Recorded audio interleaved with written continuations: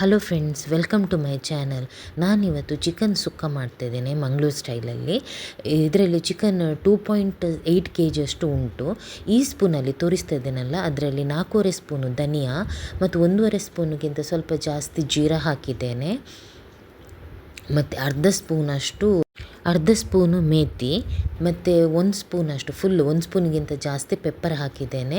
2 ತೇಜ್ಪತ್ತ, ಇಲ್ಲಿ ತೋರಿಸ್ತಾ ಇದ್ದೇನಲ್ಲ ಅಷ್ಟು ಕ್ಲೋ, ಸ್ವಲ್ಪ ಚಕ್ಕೆ, ಸ್ಟಾರ್ ಸ್ವಲ್ಪ 1 ಪೀಸ್, 3 ಇಲೈಚಿ.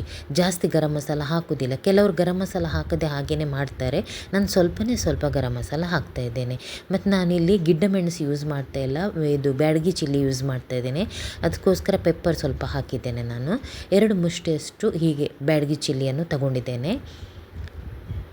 ಇದನ್ನೀಗ ಎಲ್ಲವನ್ನು ನಾವು ಡ್ರೈ ರೋಸ್ಟ್ ಮಾಡ್ಕೋಬೇಕು. ಚಿಲ್ಲಿಯನ್ನು ಚೆನ್ನಾಗಿ ತೊಳೆದುಬಿಟ್ಟು ರೋಸ್ಟ್ ಮಾಡ್ಕೋತೀನಿ. ಇವಾಗ ಬಿಸಿಲಿಲ್ಲಲ್ಲ, ಇಲ್ಲಾಂದರೆ ಒಣಗಿಸಿ ಸ್ಟೋರ್ ಮಾಡ್ಕೋತೀನಿ. ಒಣಗಿಸಿರೋದೆಲ್ಲ ಪೌಡ್ರ್ ಮಾಡಿಟ್ಟಿದ್ದೇನೆ. ಸೊ ಹಾಗಾಗಿ ಈಗ ಇದು ಚೆನ್ನಾಗಿ ತೊಳೆದುಬಿಟ್ಟು ನೀರು ಡ್ರೈ ಆದಮೇಲೆ ಎಣ್ಣೆ ಹಾಕಿ ಇದನ್ನು ಹುರಿತೇನೆ. ಈಗ ಎಲ್ಲವನ್ನು ಒಂದು ಪ್ಯಾನ್ಗೆ ಹಾಕಿಬಿಟ್ಟು ಡ್ರೈ ರೋಸ್ಟ್ ಮಾಡ್ಕೋತೀನಿ. ಚೆನ್ನಾಗಿ ರೋಸ್ಟ್ ಮಾಡ್ಕೋಬೇಕು. ಫಸ್ಟಿಗೆ ನಾವು ಇದನ್ನು ಪೌಡ್ರ್ ಮಾಡಬೇಕು, ನಂತರ ನಾವು ನೀರು ಹಾಕಿಬಿಟ್ಟು ಗ್ರೈಂಡ್ ಮಾಡಬೇಕು. ಆವಾಗ ಒಳ್ಳೆ ಫೈನ್ ಪೇಸ್ಟ್ ಆಗ್ತದೆ. ಇಲ್ಲಿ ನೋಡಿ, ನಾನು ನೀರುಂಟಲ್ಲ, ನೀರಲ್ಲಿ ತೊಳೆದಿದ್ದೇನಲ್ಲ, ಅದಕ್ಕೆ ಫಸ್ಟಿಗೆ ಡ್ರೈ ರೋಸ್ಟ್ ಮಾಡಿಬಿಟ್ಟು ನಂತರ ಎಣ್ಣೆ ಹಾಕಿಬಿಟ್ಟು ಇಲ್ಲಿ ನಾನು ಫ್ರೈ ಮಾಡ್ತಾಯಿದ್ದೇನೆ ಇದನ್ನು. ಈಗ ಸ್ವಲ್ಪ ಗಾರ್ಲಿಕ್ ಹಾಕ್ತಾಯಿದ್ದೇನೆ. ಮತ್ತು ನಾನು ಗಾರ್ಲಿಕ್ ಅದರಲ್ಲಿ ಈರುಳ್ಳಿ ಜೊತೆ ಹಾಕ್ತೇನೆ, ಸ್ವಲ್ಪ ಕಟ್ ಮಾಡಿಬಿಟ್ಟು. ಅದಕ್ಕೆ ಇಲ್ಲಿ ಸ್ವಲ್ಪ ಹಾಕ್ತೇನೆ, ಸ್ವಲ್ಪ ಟ್ಯಾಮ್ರಿನ್ ಬೇಡ ಅಂದರೆ ಟೊಮೆಟೊ ಜಾಸ್ತಿ ಹಾಕ್ಬೋದು. ಇಲ್ಲಿ ನಾನು 1.5 ತೆಂಗಿನಕಾಯಿ ತಗೊಂಡಿದ್ದೇನೆ. ಅದನ್ನು ಚೆನ್ನಾಗಿ ಫ್ರೈ ಮಾಡ್ತೇನೆ, ಅಂದರೆ ಹುರಿತೇನೆ. ನಂತರ ಇದನ್ನು ತರಿಯಾಗಿ ಗ್ರೈಂಡ್ ಮಾಡಬೇಕು. ಇಲ್ಲಿ ನಾನು 5 ಆನಿಯನ್ ತಗೊಂಡಿದ್ದೇನೆ. ಅದರಲ್ಲಿ 1 ಮಾತ್ರ ದೊಡ್ಡದು, ಮಿಕ್ಕಿದೆಲ್ಲ ಸಣ್ಣದು. ನೀವು ದೊಡ್ಡದಾದರೆ 3 ಆನಿಯನ್ ತಗೊಂಡ್ರೆ ಸಾಕಾಗ್ಬೋದು. ಕ್ವಾಂಟಿಟಿ ನೋಡಿಕೊಂಡು ಅದರ ಪ್ರಕಾರ ಆನಿಯನ್ ಹಾಕಿದರೆ ಆಯಿತು.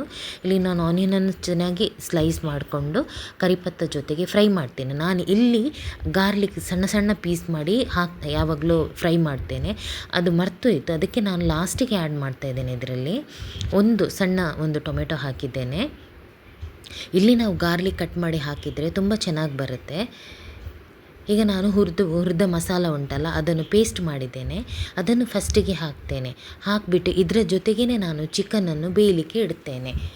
ಆವಾಗ ಚೆನ್ನಾಗಿ ಮಸಾಲ ಎಳ್ಕೊಳ್ಳುತ್ತೆ. ಕೆಲವರು ಫಸ್ಟಿಗೆ ಚಿಕನ್ ಸ್ವಲ್ಪ ಬೆಂದಮೇಲೆ ಮಸಾಲ ಹಾಕ್ತಾರೆ, ಬಟ್ ನಾನು ಮಸಾಲದ ಜೊತೆಗೇ ನಾನು ಬೇಯಲಿಕ್ಕೆ ಇಡ್ತೇನೆ. ಇಲ್ಲಿ ಚಿಕನನ್ನು 2.8 kg ಇದೆ. ಚಿಕನನ್ನು ಚೆನ್ನಾಗಿ ತೊಳೆದುಬಿಟ್ಟು ಹಲ್ದಿ ಎಲ್ಲ ಹಾಕಿಬಿಟ್ಟು ತೊಳೆದು ಇಟ್ಟಿದ್ದೇನೆ. ಈಗ ಇದು ಮಸಾಲ ಜೊತೆನೇ ಸಾಲ್ಟ್ ಹಾಕಿಬಿಟ್ಟು ಮಿಕ್ಸ್ ಮಾಡಿ ಬೇಯಲಿಕ್ಕೆ ಇಡುತ್ತೇನೆ.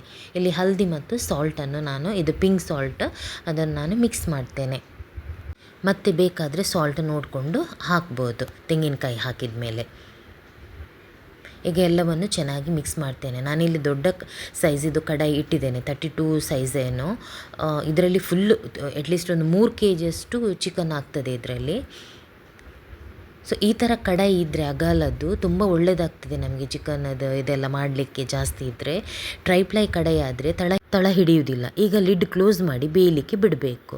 ಬೆಂದಾದಮೇಲೆ ನಾವಿಲ್ಲಿ ಹುರಿದ ಕೋಕೋನಟನ್ನು ಆ್ಯಡ್ ಮಾಡಬೇಕು. ಸ್ವಲ್ಪ ಕೋಕೋನಟ್ ಹುರಿದ್ಬಿಟ್ಟು ತರಿಯಾಗಿ ಇದನ್ನು ಗ್ರೈಂಡ್ ಮಾಡಬೇಕು. ಫೈನ್ ಗ್ರೈಂಡ್ ಅಲ್ಲ, ತರಿಯಾಗಿ ಮಾಡಬೇಕು. ಇಲ್ಲಿ 2 ಕಪ್ಪಷ್ಟು ನಾನು ತೆಂಗಿನಕಾಯಿ ಹಾಕಿದ್ದೇನೆ, ನೀವು ನೋಡ್ಬೋದು. ಕೋಕೋನಟ್ ಹಾಕಿದ ಮೇಲೆ ಚೆನ್ನಾಗಿ ನಾವು ಮಿಕ್ಸ್ ಮಾಡಿಬಿಟ್ಟು ಬೇಯಲಿಕ್ಕೆ ಬಿಡಬೇಕು. ಈ ಸ್ಟೇಜಲ್ಲಿ ನಾವು ಸಾಲ್ಟನ್ನು ಚೆಕ್ ಮಾಡಬೇಕು. ಸಾಲ್ಟ್ ಬೇಕಾದರೆ ಹಾಕಬೇಕು ನಾವು. ಮತ್ತು ಇಲ್ಲಿ ನಾನು ಗೀಯಲ್ಲಿ ಆನಿಯನ್ ಮತ್ತು ಕರಿಪತ್ತ ನಾನು ಫ್ರೈ ಮಾಡ್ತಾಯಿದ್ದೇನೆ. ಸ್ವಲ್ಪ ಗೋಲ್ಡನ್ ಕಲರ್ ಬರುವವರೆಗೆ ಫ್ರೈ ಮಾಡ್ತೇನೆ. ಈಗ ನಾನು ಗಾರ್ಲಿಕ್ ಕೂಡ ಸಣ್ಣದಾಗಿ ಕಟ್ ಮಾಡಿ ಇದಕ್ಕೇ ಹಾಕ್ತೇನೆ. ಇದು ಫಸ್ಟಿಗೆ ಹಾಕಬೇಕಿತ್ತು ನಾನು ಗಾರ್ಲಿಕ್, ಯಾವಾಗಲೂ ನಾನು ಹಾಗೇ ಹಾಕೋದು, ಮರ್ತೋಯ್ತು. ಅದಕ್ಕೆ ಲಾಸ್ಟಿಗೆ ಹಾಕ್ತಾಯಿದ್ದೇನೆ. ಸುಕ್ಕಕ್ಕೆಲ್ಲ ಮೇಲ್ಗಡೆಯಿಂದ ಈ ರೀತಿ ಗೀಯಲ್ಲಿ ಫ್ರೈ ಮಾಡಿದ ಆನಿಯನ್ ಹಾಕಿ ಒಗ್ಗರಣೆ ಹಾಕಿದರೆ ತುಂಬ ಚೆನ್ನಾಗಿ ಬರ್ತದೆ. ಈ ರೀತಿ ಗೋಲ್ಡನ್ ಕಲರ್ ಬಂದಮೇಲೆ, ಫ್ರೈ ಆದಮೇಲೆ ಮೇಲ್ಗಡೆಯಿಂದ ಹಾಕ್ತಾಯಿದ್ದೇನೆ. ಮತ್ತು ಗಾರ್ನಿಷಿಂಗ್ಗೆ ಕೊರಿಯಾಂಡರ್ ಲೀವ್ಸ್ ಕೂಡ ಹಾಕ್ತೇನೆ. ನೋಡಿ, ಚೆನ್ನಾಗಿ ಬೆಂದಾಯಿತು. ಲಿಡ್ ಕ್ಲೋಸ್ ಮಾಡಿ ಇಡ್ತೇನೆ. ಈಗ ಸರ್ವ್ ಮಾಡೋಣ. ಚಿಕನ್ ಸುಕ್ಕದ ಜೊತೆ ನೀರು ದೋಸೆ ತುಂಬ ಒಳ್ಳೆ ಕಾಂಬಿನೇಷನ್.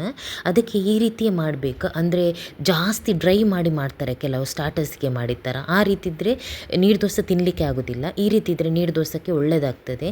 ನನ್ನ ರೆಸಿಪಿ ಇಷ್ಟ ಆದರೆ ಪ್ಲೀಸ್ ಸಬ್ಸ್ಕ್ರೈಬ್ ಮಾಡಿ, ಲೈಕ್ ಮಾಡಿ, ಶೇರ್ ಮಾಡಿ. ಥ್ಯಾಂಕ್ಸ್.